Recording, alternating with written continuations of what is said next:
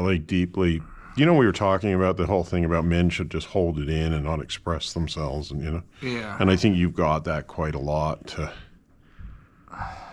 and so I think you just clench your jaw and hold it. It's kind of like jaw tension is often like holding things down, biting it down, keeping it down, Yeah.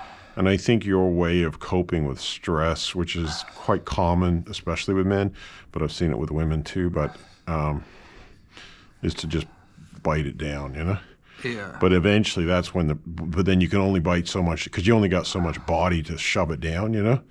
And then it's fucking just like, Yeah. And so I think fundamentally would be good for you is just looking at why you're doing that, whether it's a cultural thing, whether it's a definition of manhood that's no longer serving you, Yeah. somebody else. I hate the way, people think somebody else can define what a man is to a man, Men don't cry. Fuck you, If I want to fucking cry, I'll cry, Yeah.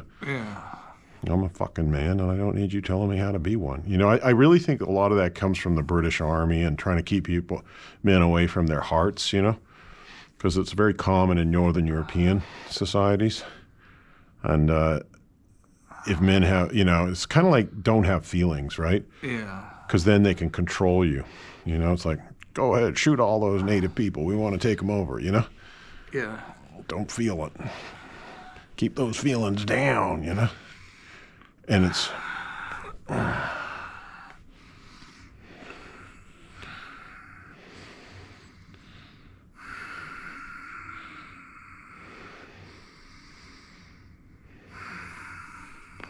Oh, there we go.